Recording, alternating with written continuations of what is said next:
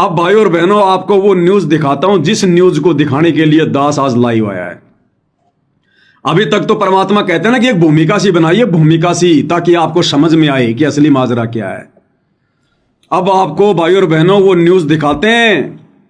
इन्होंने जो याचिका लगाई थी चंडीगढ़ हाई कोर्ट में, सतगुरु रामपाल जी परमेश्वर जी की तरफ से जो माफीनामा पेश किया था कि जी हम सतलोक आश्रम वाले और हमारे गुरु जी संत रामपाल जी, हमने बरवाला कांड में जो भी कुछ किया या हिसार कोर्ट में हमने जो कोर्ट की अवमानना की, हम उसके लिए माफी मांगते हैं। हमें पछतावा हो रहा है, हमें माफ करो जज साहब, हमें माफ करो, हम पर रहम करो, दया करो। तो जज ने वो याचिका स्वीकार कर ली कि भाई बाबा रामपाल माफी मांग रहा है, और पूरे हरियाणा में न्यूज गई, गली गली में लोग चर्चा कर रहे हैं, देख लो रे बाबा रामपाल ने माफी मांग ली। हम कह रहे थे ना कि बाबा रामपाल ये गलत है, लोगों को बोलने का मौका दे दिया, और ये महम 24 चौराहे पे बाबा रामपाल को सम्मानित करवा रहे हैं। अरे घर घर में तो बेइज्जती हो रही है और तुम वहां पर चौराहे पे उनको सम्मानित करवा रहे हो। ये ड्रामेबाजी है, ड्रामेबाजी। तो जज ने भाई और बहनों वो याचिका स्वीकार कर ली और कहा कि इस याचिका का जवाब हम 2-4 दिन में देंगे। तो कल भाई और बहनों 10 तारीख को, आज है या कल है 10 तारीख, ये आ गया। कोर्ट ने फैसला दे दिया कि हमने बाबा रामपाल को माफ कर दिया, क्योंकि बाबा रामपाल ने माफी मांग ली। अगर ये माफी बाबा रामपाल पहले मांग लेता तो इतने कोर्ट में चक्कर ही नहीं काटने पड़ते उनको, हम पहले ही केस को रफा दफा कर देते। तो जजों ने बाबा रामपाल पर रहम करते हुए उनकी उम्र का हवाला देते हुए कि बाबा रामपाल 75 साल का हो गया, बूढ़ा हो गया, हमें इनकी बुढ़ापे पर रहम आ रहा है, तरस आ रहा है, हम बाबा रामपाल को माफी देते हैं। इन लोगों ने जमकर गुरु को मानुष मानकर ढंग से बेइज्जती करवाई है। ये नव भारत टाइम्स की न्यूज है और हरियाणा के हर अखबारों में कल आपने देख ली होगी, आज के अखबार में देख लेना क्या न्यूज आई है। और इस न्यूज के माध्यम से भाई और बहनों, परमात्मा ने एक गहरा संदेशा संगत को भेज दिया, क्योंकि असली संदेशा ये आश्रम वाले तो संगत तक पहुंचाएंगे नहीं। ये तो केवल अपने मतलब की चीजें संगत तक आने देते हैं, बाकी खा जाते हैं बीच में। बाबा का ओरिजिनल आदेश तो संगत तक आने नहीं देते। अब बाबा रामपाल तो बाबा रामपाल है भाई, सबका बाप है। इन चंद आश्रम वालों के द्वारा अगर उनको मानुष मान लिया जाएगा तो क्या बाबा रामपाल की समर्थता में कोई जो है कटौती हो जाएगी क्या? अरे भैया वो तो बाबा ही रहेगा। बाबा यानी परमात्मा, सबका जनक, बाबा उसको कहते हैं। बाबा जिसने सबको उत्पन्न किया, पूरे संसार को, तो वो बाबा तो बाबा ही रहेगा और बाबा ही है। अब इस न्यूज के माध्यम से भाई और बहनों, परमात्मा ने जबरदस्त संकेत दे दिया संगत को, जबरदस्त। जो बातें दास ने वीडियो की शुरुआत में कही थी कि अब दया धर्म का खेल खत्म, वो डेडलाइन बाबा रामपाल ने समाप्त कर दी इस न्यूज के माध्यम से कि बच्चों अब आगे का समय, तुम जियोगे या मरोगे, सफल होगे असफल होगे, अब ये तुम्हारी मर्यादाओं पर निर्भर करेगा। जैसी तुमने बीज डाला था भक्ति पर, वैसी फसल तुम काटोगे। अब अपने गुरु से कोई उम्मीद मत करना किसी प्रकार की, कोई भी। गुरु ने अपनी तरफ से आशीर्वाद देना बंद कर दिया। अब समय सीमा समाप्त हो चुकी है। जिस प्रकार एग्जाम का टाइम पूरा होने के बाद में घंटी बजा दी जाती है, सबकी आंसर शीट ले ली जाती है, फिर कोई कुछ नहीं लिख सकता। तो बाबा रामपाल ने अब वो समय सीमा समाप्त कर दी है। ये बातें आश्रम वाले संगत को नहीं बताते, लेकिन परमात्मा ने अखबार के माध्यम से संकेत कर दिया। संगत नहीं समझ पाई, परमात्मा ने अपने बच्चों पर दया करी और इस न्यूज को पढ़ते ही समझ लिया कि गुरु जी का क्या संदेशा है। तो दास आपको ये विस्तार से समझाएगा, आपको बाकी न्यूज भी दास बीच बीच में आपको पढ़ाएगा। मेन पॉइंट आपको मैं यहां दिखा दूंगा स्क्रीन पर। और ये जो न्यूज है, इस न्यूज की लिंक मैंने ऊपर टाइटल में डाल दिया, देख लेना भाई। इस वीडियो के ऊपर जो टाइटल है ना, उसके नीचे नीचे इसका लिंक दिया हुआ है। ये पूरी न्यूज देख लेना आप जी। दास आपको पढ़ा रहा है कि क्या कोई संदेशा बाबा रामपाल ने हिसार जेल से दे दिया है। अगर कोई समझ सके तो समझ जाना, नहीं तो दुर्गति तय है। तो सबसे पहले तो आपके सामने है नव भारत टाइम्स। हिसार जेल में बंद रामपाल ने 11 साल बाद पंजाब हरियाणा हाईकोर्ट से माफी मांगी। अब ये न्यूज हरियाणा में जा रही है। अरे क्या सोच रही होगी दुनिया, और तुम जयकारे लगवा रहे हो उन गांव वालों का पानी निकाल के झूठे, यो भगवान आ रहा है, यो भगवान आ रहा है, और इधर घर घर में बाबा रामपाल की तुम लोगों ने बेइज्जती करवा दी। हिसार जेल में बंद रामपाल ने 11 साल बाद पंजाब हरियाणा हाईकोर्ट से माफी मांगी। जानिए क्या था वह मामला। पंजाब हरियाणा हाईकोर्ट ने स्वयंभू धर्मगुरु संत रामपाल के खिलाफ अदालत की अवमानना का मामला बंद कर दिया। यानी हिसार की कोर्ट में एक न्यायालय की अवमानना का मुकदमा चल रहा था। जब गुरुजी हिसार की कोर्ट में गए थे 2014 में, तो इन आश्रम वालों ने वकीलों के साथ में झगड़ा कर दिया था। वकीलों ने मीटिंग करके और कोर्ट में अर्जी लगा दी। वो मुकदमा गुरुजी के ऊपर ठोक दिया गया, क्योंकि राष्ट्रीय समाज सेवा समिति के जो कमांडो थे, इन्होंने गुरुजी की सिक्योरिटी की जिम्मेदारी ले रखी थी। ये ठेकेदार बने हुए थे गुरुजी के बॉडीगार्ड। इन्होंने वकीलों के साथ में झगड़ा कर लिया और वहां मुकदमा लग गया। वो मुकदमा लग गया गुरुजी के ऊपर। तो कह रहे हैं कि 2014 में हुई हिंसा की घटनाओं के लिए अदालत से माफी मांगी है। नवंबर 2014 में रामपाल के सतलोक आश्रम में उनके अनुयायियों और हरियाणा पुलिस के जवानों के बीच हिंसक झड़पें हुई थी। आगे की न्यूज क्या दिखा रहा हूं आपको। पंजाब हरियाणा हाईकोर्ट ने स्वयंभू संत रामपाल के खिलाफ अवमानना की कार्रवाई बंद कर दी है। यह सब उनके माफी और न्यायालय कानून की गरिमा और न्यायिक व्यवस्था के प्रति पूर्ण सम्मान की बात कहने के बाद हुआ। यानी बाबा रामपाल ने कोर्ट में याचिका पेश करके माफी मांगी है कि जी मैं आगे से ऐसी गलती कभी जिंदगी में नहीं करूंगा, मेरे को माफ करो। हाई कोर्ट ने उनकी माफी स्वीकार की और उन्हें राहत दे दी। अगर रामपाल ने 11 साल पहले यह माफी मांगी होती तो शायद 2014 में उनकी गिरफ्तारी के दौरान उनके डेरा अनुयायियों की मौत नहीं होती।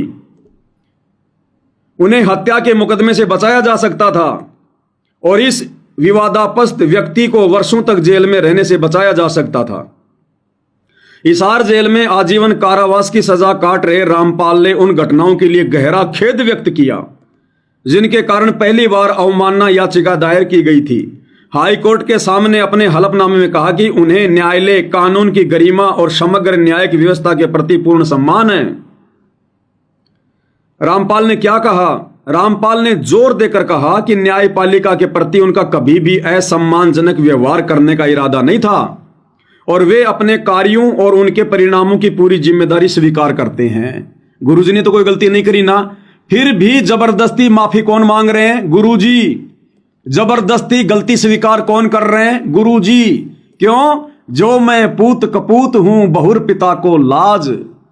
अरे बेटा चाहे कितना भी निकम्मा क्यों ना आ जाए, अंत में बाप को ही नीची गर्दन करनी पड़ती है, माफी मांगनी पड़ती है।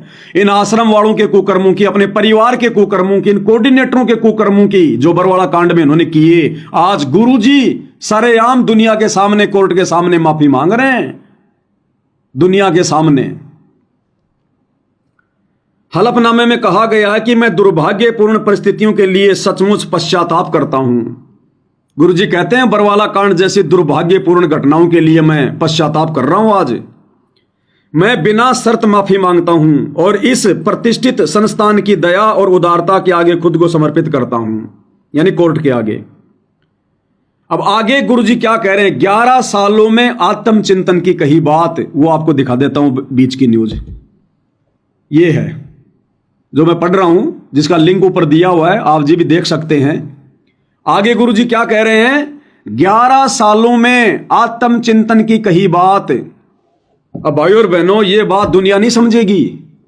ये आत्मचिंतन क्या है, ये बात दुनिया के समझ में नहीं आएगी, क्योंकि दुनिया तो उनको एक कैदी मान रही है, एक मुजरिम मान रही है, एक साधारण सा संत मान रही है।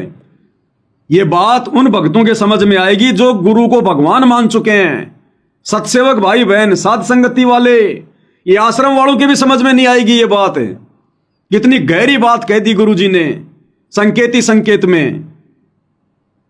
गुरुजी कह रहे हैं कि 11 साल से जेल में बैठकर मैंने क्या आत्मचिंतन किया, वो आपके सामने रख रहा हूं। अब हमें पता है कि हमारे गुरुजी तो परमात्मा हैं, वो तो दुनिया को ज्ञान देते हैं आत्मचिंतन करने के लिए। वो तो परमात्मा है, चिंतन तो आत्मा करती है। तो ये बात यहां गुरुजी अपने लिए नहीं कह रहे, दुनिया वालों की नजरों में तो अपने लिए कह रहे हैं, लेकिन समझदार भक्तों की नजरों में गुरुजी संगत को संदेशा दे रहे हैं, संगत को, कि नालायकों, मैंने तुम लोगों को 11 साल का समय दिया आत्मचिंतन करने का और अपनी गलतियों को सुधारने का, और अब वो मौका बंद हो चुका है। गुरु कोई आत्मचिंतन नहीं करता, क्योंकि गुरु गलतियां नहीं करता। आत्मचिंतन और भूल सुधार पर चिंता वो करता है जो गलतियां करता है। तो गुरुजी क्या कह रहे हैं, दुनिया वालों की नजरों में तो ये न्यूज ये होगी कि भाई संत रामपाल जी ने 11 साल तक जेल में बैठकर अपनी गलतियों पर आत्मचिंतन किया, और हम समझदार भक्तों की नजरों में ये न्यूज क्या है कि गुरुजी कह रहे हैं कि नादानो, मैंने तुम्हें 11 साल तक मौका देके देख लिया, अब तुम्हारा मौका खत्म। क्या कह रहे, ध्यान से पढ़ो इसको, एक एक शब्द को। 11 सालों में आत्मचिंतन की कही बात, यानी कोर्ट में गुरुजी ने क्या कहा अपनी याचिका में, क्योंकि परमात्मा ने संदेशा दिलवाना था। ये रामपाल ने जोर देकर कहा, रामपाल ने जोर देकर कहा कि हिरासत में यानी जेल में बिताए 11 सालों ने उन्हें आत्मचिंतन और सुधार का भरपूर अवसर दिया।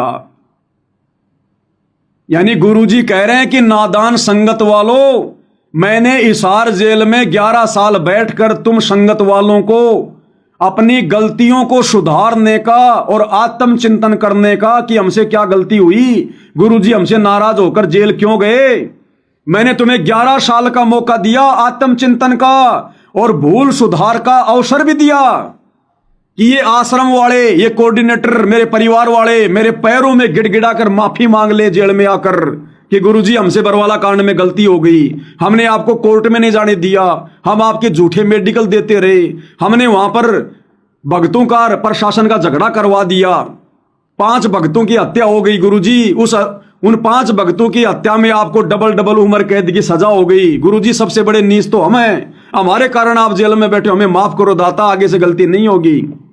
ये मौका दिया गुरुदेव भगवान ने। अरे वो सतगुरु कोई भूल नहीं करता जो भूल सुधार के ऊपर वो चिंतन करेगा, वो परमात्मा है, परमेश्वर है, ये संकेत समझना उनका। अपनी संगत को, इन कोऑर्डिनेटरों को, अपने कलयुगी परिवार को गुरुजी ने मौका दिया। क्या कह रहे हैं, रामपाल ने जोर देकर कहा कि हिरासत में बिताए 11 सालों ने उन्हें आत्मचिंतन और सुधार का भरपूर अवसर दिया, लेकिन इन लोगों ने आत्मचिंतन नहीं किया। किसी भी भगत ने जो इन आश्रमों से जुड़ा है, कोऑर्डिनेटर, गुरुजी का परिवार, अपनी गलतियों के लिए, भूल सुधार के लिए गुरुजी से माफी नहीं मांगी और बड़ी बड़ी गलतियां कर डाली इन्होंने। रामपाल ने जोर देकर कहा कि हिरासत में बिताए 11 सालों ने उन्हें आत्मचिंतन और सुधार का भरपूर अवसर दिया। उन्होंने इन वर्षों के दौरान अपने अच्छे आचरण को सुधार और सुधार के अपने ईमानदार प्रयास का प्रतिबिंब बताया। भाइयों और बहनों, इस न्यूज का सारांश ये निकलता है कि गुरुजी ने संगत को यह संदेशा दे दिया है कि भैया 11 साल तक मैंने तुम लोगों को मौका देके देख लिया कि कभी तो तुम आत्मचिंतन करोगे कि आज हमारे बाप की ऐसी दुर्दशा जेल में क्यों हो रही है, क्यों हमारा बाप जेल में बैठने को मजबूर है। और इसीलिए गुरुजी बार बार जमानत लगाने के बावजूद भी जज में प्रेरणा करके अपनी जमानत को कैंसिल करवा रहे थे कि ये आत्माएं सुधर जाएं, इनको अपनी गलतियों का आभास हो जाए, ये नाक रगड़ रगड़ के माफी मांग लें और खुद भी गलतियां करने से बचे, नादान संगत से भी गलतियां ना करवाएं। लेकिन इन लोगों ने कोई आत्मचिंतन नहीं किया, कोई भूल में सुधार नहीं किया। तो अब गुरुजी कह रहे हैं, बच्चों मैंने तो 11 साल तुम्हें मौका देके देख लिया, ना तो तुमने आत्मचिंतन किया, ना अपनी तुमने भूल सुधार में कोई तुमने किसी प्रकार का कोई इजाफा किया।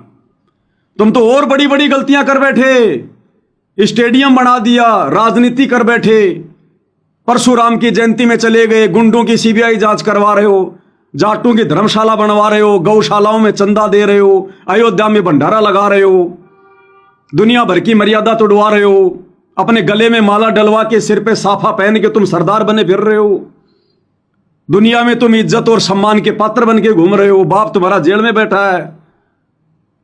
आत्माओं के दान धर्म का दुरुपयोग, कभी गुंडों की सीबीआई जांच में, कभी जाटों के आरक्षण में, जाटों की धर्मशाला में। तो गुरु ने डेडलाइन दे दी, समाप्त कर दी समय सीमा कि भैया 11 साल हो गई, मैंने बहुत कर दिया, अब मेरी तरफ से मौका खत्म। अब सत्सेवक भाई बहन भी ध्यान से सुन लें भाई, अब गुरु जी अपनी तरफ से कोई मदद नहीं करेंगे। अपनी तरफ से गुरु जी ना तो आश्रम वालों की अब आगे कोई मदद करेंगे। आज के बाद जब से आपको ये संदेशा मिल रहा है, गुरु जी ने अपने हाथ बांध लिए, क्लियर कर दिया कि चाहे सत्सेवक हो चाहे आश्रम वाले हो, अपनी तरफ से अब वे कोई किसी को राहत नहीं देंगे। किसी का अच्छा जीवन होगा, कोई बचेगा, कोई सुख में रहेगा तो उसके अपने संस्कार, जैसी उसने भक्ति करी है, जैसे उसने अच्छे कर्म किए हैं, जैसी उसने मर्यादा निभाई है। और अगर कोई मरेगा, कोई कटेगा, कोई जड़ेगा, कोई भक्ति छोड़ेगा, तो भाई वो उसके कर्म, जैसे उसने भक्ति की है, मर्यादा निभाई है। अब आगे का समय जैसा आपने बीज बोया है वैसी फसल काटोगे, क्योंकि अब युग परिवर्तन का समय शुरू हो चुका है। 26, 27, 28 इन 3 सालों में गुरुजी ने अपने हाथ बांध लिए। ना किसी के नीचे हाथ देगा, ना किसी के ऊपर हाथ देगा। जो जैसा करेगा वैसा ही पाएगा, जिसने जैसा किया है वैसा ही पाएगा। जिसने जैसा पिछले 11 वर्षों से भक्ति मार्ग पर बीज बोया है वैसी फसल काटेगा अब वो। ये गुरुजी का स्पष्ट संकेत है भाई, ये न्यूज पढ़ लेना, मैंने ऊपर लिंक डाल दिया। अगर इसका दूसरा कोई मतलब निकलता हो तो मेरे को बता देना। जगत के हिसाब से तो इसका मतलब है कि संत रामपाल जी कह रहे हैं कि 11 साल तक मैंने खूब आत्मचिंतन किया मेरी गलतियों को सुधारने को लेकर। अरे सतगुरु क्या गलती करेगा? अरे सतगुरु क्या आत्मचिंतन करेगा?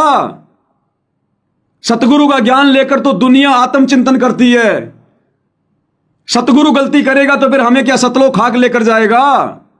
तो सतगुरु ने अपने ऊपर यह बात कहकर और अब साथ संगति के माध्यम से संगत को स्पष्ट संदेशा दिलवा दिया कि नालायकों, यह संगत के लिए कह रहा हूं मैं। 11 साल हो गए तुम्हारे ड्रामे देखते हुए, और अब ये देखना भाई और बहनों आगे अब क्या खेल होगा। अब ड्रामेबाजी होंगी। पहले सतगुरु थोड़ा बहुत इनके साथ था, सतगुरु का आशीर्वाद था इन आश्रम वालों के साथ। अब सतगुरु ने यह संदेशा भिजवाकर वो आशीर्वाद भी हटा लिया। और जब सतगुरु का आशीर्वाद रहते रहते ये लोग इतनी बड़ी बड़ी गलतियां करते आ रहे हैं, तो अब क्या करेंगे ये? अब तो सारे काम मरने वाले करेंगे, मरने वाले संगत को मारने वाले। और अब हम सत्सेवक भाई बहनों भी बहुत सावधान। परमात्मा ने पूरी भक्ति विधि गुरु को प्रसन्न करने की क्या मर्यादा है, क्या नहीं है, कैसे हम दुखी होंगे, कैसे मर्यादा टूटेगी, कैसे सतगुरु नाराज होगा, साथ संगति के माध्यम से परमात्मा ने पिछले 10 वर्षों से पूरे खुलासे करवा दिए। और मालिक ने भरपूर आशीर्वाद दिया हमें, तभी तो हम रजोगुण से बचे, हम तमोगुण से बचे, सतोगुण से बचे। गुरु को परमात्मा मानकर भोग लगा रहे हैं, आरती उतार रहे हैं, मर्यादाओं के लिए इतने चिंतित हैं। सतगुरु ने खूब आशीर्वाद दिया, लेकिन सतगुरु समदृष्टि है। जब अपने हाथ खींच लेता है तो वो सबसे हाथ खींच लेता है। अब आगे हमें सतगुरु ने रास्ता बता दिया है साथ संगति के माध्यम से। इसी रास्ते पर दृढ़ होकर चलेंगे तो जान बचेगी, नहीं तो आरती उतारने वाले, भोग लगाने वाले भी अगर गलतियां करेंगे तो मरेंगे आने वाले समय में। यह संदेशा तुम्हारे सामने है, कोई दूसरा अर्थ निकलता हो तो मुझे बता देना भाई। उसकी जूती और मेरा सिर, अगर इस संदेशे का दूसरा कोई मतलब निकलता हो तो। हां, गुरु को मानुष मानने वाली आत्मा जरूर कहेगी ये तो गुरु जी अपनी गलतियों के लिए कह रहे हैं, क्योंकि वो तो गुरु को मानुष मानते हैं। मानुष तो भाई दिन में 100 गलतियां करेगा। आगे फिर क्या कह रहे हैं गुरुदेव भगवान, इसके आगे की न्यूज तो ये आपने पढ़ लिया।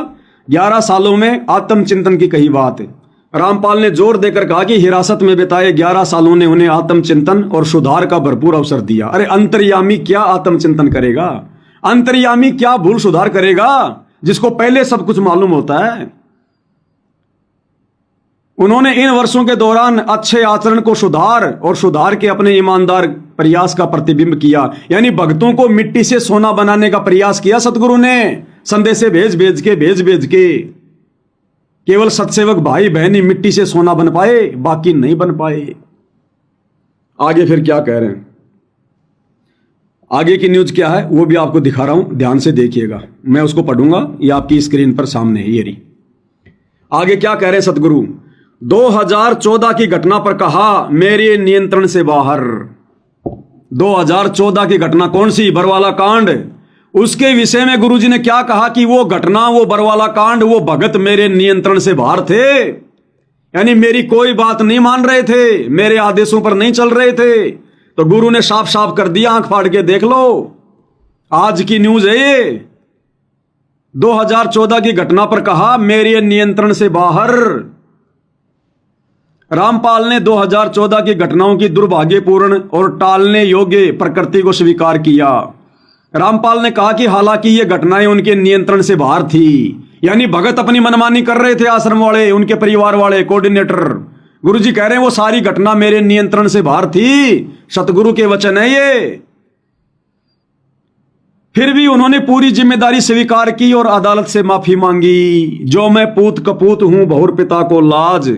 फिर भी गुरुजी कह रहे हैं कि मैंने माफी मांगनी पड़ी अंत में, इन निकम्मों ने माफी नहीं मांगी मेरे से। कहते मैंने कोर्ट से माफी मांगनी पड़ गई अंत में, दुखी होकर 11 साल इंतजार करके कि ये माफी मांगेंगे, माफी मांगेंगे, लेकिन इन निकम्मों ने माफी नहीं मांगी मेरे से। मैंने अंत में कोर्ट में माफी मांगनी पड़ी कि जी मैं जिम्मेदारी लेता हूं बरवाला कांड की। और आगे फिर लिखा हुआ कि मैं भविष्य में ऐसी कोई घटना को जन्म नहीं होने दूंगा, पूरी ईमानदारी के साथ में कहता हूं। ये बाकी न्यूज भाई और बहनों मैंने लिंक ऊपर सेंड कर दिया है, आप चेक कर लेना। समझदार आत्माएं समझ चुकी होंगी कि क्या संदेशा है आज का, क्योंकि दास कोई ऐसी वैसी बातों पर लाइव नहीं आता है। परमात्मा जो भी वीडियो बनवाते हैं एक विशेष संदेश युक्त होते हैं। अब इससे ज्यादा भाई और बहनों कुछ कह नहीं सकते।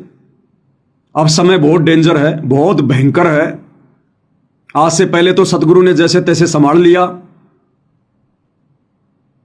अब आश्रमों से जुड़े भाई बहनों की दुर्गतियां शुरू है, अब दुर्गतियां तेजी से। अगर कोई आश्रमों से जुड़ी आत्मा बचना चाहती है तो मौका है, साथ संगति से जुड़ जाओ इसी समय उन लोगों से नाता तोड़ के। पूरा का पूरा आश्रम बारूद के ढेर पर बैठा है। बारूद का ढेर यानी काल की गोद में बैठे हैं ये लोग सारे, कोऑर्डिनेटर, गुरुजी के परिवार वाले, जिनको तुम परम भगत मान रहे हो। अरे कम से कम थोड़ा बहुत ज्ञान को आधार बनाकर वर्तमान में इनके द्वारा किए गए इनको कर्मों को देखो। इनका कौन सा कर्म ज्ञान के अनुसार है, कौन सा कर्म ज्ञान के अनुसार है इनका। एक एक वचन इनका गुरुजी की मर्यादाओं से बाहर है।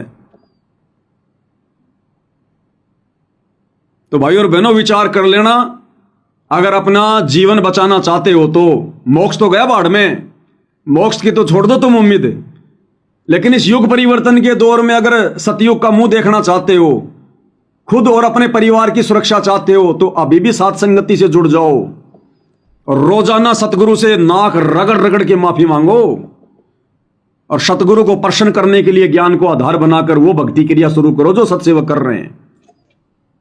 नहीं तो तुम्हारी नैया डूब चुकी है पूरी तरह से। और सत्सेवक भाई बहन और कहीं ज्यादा सावधान हो जाओ, पहले से कहीं ज्यादा सावधान। शोपन में भी गलती करने की नहीं सोचनी। शोपन में भी अब यदि गलती हो गई तो माफ करने वाले ने भाई अपना आशीर्वाद हटा लिया कि भाई मैंने 11 साल तक खूब मौका दे लिया। अब यदि गलती करोगे तो मैं किसी की कोई मदद नहीं करने वाला। सतगुरु ने इस पर संदेशा दे दिया भाई अपना। तो सत्सेवकों ने तो जी जान लगा देनी है मर्यादाओं के लिए, चाहे कुछ भी हो। और आश्रम वाले अगर बचना चाहते हैं आगामी विनाशकारी समय में तो भाई सात संगतियों का रुख कर लो। ये काल का ड्रामा है, ड्रामा है, ड्रामा है, ड्रामा। चाहे किसी भी आश्रम में चले जाओ, सब काल की जकड़ में हैं। तो भाई और बहनों बातें तो और भी बहुत सारी हैं, लेकिन वीडियो ज्यादा लंबा हो जाता है, इस वजह से दास केवल यही संदेशा दे पाएगा। और अब हमने अमल ज्यादा करना है। संदेशे सुनते तो बहुत साल हो गए हमारे को, वीडियो देखते देखते। अब अमल करने का समय है, भक्ति करने का, गुरु वचनों पर अमल करने का, दृढ़ता के साथ संघर्ष करने का, डटे रहने का। संत सूरमा शेर है गरजे और गाजे। संत यानी भगत, सूरमा यानी सैनिक, और सिंह यानी शेर। कहते हैं ये कभी पीछे कदम नहीं हटाते। संत सूरमा शेर हैं गरजे और गाजे, और बाकी दुनिया तो भेड़ है बिदके और बाजे। तो परमेश्वर ने हमें संत बनाया है, हमारे अंदर सूरमा के लक्षण दिए गुरुदेव ने कि लख भर सूरा जूझ ही लख भर सावंत दे, और लख भर यति जहान में तब सतगुरु अपनी शरण में ले। तो सतगुरु ने हमें ऐसे अपनी शरण में लिया है, लाखों सूरमाओं के जन्म हमने भोग लिए। तो अब अपनी वो सूरवीरता दिखाने का समय आ गया। भक्ति मार्ग पर सूरवीरता दिखाने का मतलब कोई मार काट लड़ाई झगड़ा नहीं है। संघर्ष करना, लोगों के ताने सहना, लोगों की गालियां सहन करना, लोगों की मार पिटाई सहन करना, हर प्रकार की परेशानियों को सहन करना, और अपने गुरु पर दृढ़ विश्वास करके भक्ति मार्ग पर दृढ़ रहना। वो हर एक को देख रहा है, हर एक को। चीटी पायल बाजे पैर साहिब सुनता है सब लहर। हम भगत तो छोड़ो, वो चीटी को भी देखता है कि ये क्या क्या कर रही है, कब इसके जीवन में कष्ट आएगा, कब सुख आएगा। वो चीटी की भी रक्षा करता है जिनकी गिनती नहीं है, सूक्ष्म जीवों की भी। हर एक को अपनी नजर में रखता है। वो अनंत कोटि कलाओं का स्वामी है। हमारी सोच बुद्धि और इन कल्पनाओं से बाहर है उसकी शक्तियां। जिस प्रकार भाई और बहनों नीचे 100 आदमी खड़े हैं, नीचे 100 आदमी खड़े हैं। अब वो 100 आदमी जो नीचे खड़े हैं वो हर एक की तरफ ध्यान नहीं दे सकते कौन क्या कर रहा है। लेकिन उन 100 आदमियों के पास में यदि कोई 50 मंजिल की बिल्डिंग है और वहां यदि कोई आदमी खड़ा है, तो वो आदमी ऊपर खड़ा हुआ 100 आदमियों पे नजर रखेगा। 100 आदमियों पे उसकी नजर रहेगी, कौन किधर जा रहा है, कौन क्या कर रहा है, कौन बैठ रहा है, कौन उठ रहा है। वो नीचे खड़ा हुआ आदमी पीछे नहीं देख सकता कि कौन बैठा है, कौन खड़ा है, कौन मुझे मारने आ रहा है। तो हमारी जो बुद्धि है वो उन 50 आदमियों की तरह है जो नीचे खड़े हैं, और सतगुरु अकेला ब्रह्मांड के सबसे ऊपरी छोर पर बैठकर सतलोक के सिंहासन पर पूरी सृष्टि को देख रहा है, सबको संचालित कर रहा है। तो कहते नामा और रैदास रसीला कोई न जाने अवगत की लीला। तो आप और हम 2 कोटि के जीव क्या जानेंगे इसकी महिमा को, इसकी समर्थता को। लेकिन थोड़ा बहुत जितना है उतना इस तुच्छ जीविया से उनका बखान अवश्य करते हैं अपने आत्म कल्याण के लिए। तो भाइयों और बहनों, दृढ़ता के साथ भक्ति, मर्यादा प्रथम, मौका लगते सतगुरु की महिमा, सुमरण पर विशेष ध्यान, बुराइयां करने से किनारा कर लो। लड़ाई झगड़ा मान बढ़ाई अहंकार भगत की फितरत में नहीं होना चाहिए, और टारगेट केवल अपना मोक्ष। अगर आगामी विनाशकारी समय में अपना बचाव चाहते हैं तो अब भाई सावधानी हटी, दुर्घटना घटी, क्योंकि सतगुरु ने अपने हाथ पीछे खींच लिए। ये शब्द कहकर, ये वाले शब्द 11 सालों में आत्मचिंतन की कही बात। रामपाल ने जोर देकर कहा कि हिरासत में बिताए 11 सालों ने उन्हें आत्मचिंतन और सुधार का भरपूर अवसर दिया। उनको नहीं, हम संगत वालों को दिया सतगुरु ने। और ये आश्रम वाले अपनी हरकतों से फिर भी बाज नहीं आ रहे। तो भाई और बहनों, इनके साथ में क्या बीतेगी, क्या बनेगी इनके कर्म। अब हम सत्सेवकों ने क्या करना है देख लेना भाई। ठीक है, सतगुरु की महिमा तो करते रहेंगे, लाइव तो आते रहेंगे, वीडियो तो बनाते रहेंगे, लेकिन भाई और बहनों अब वही होगा जो जिसके संस्कार में होगा।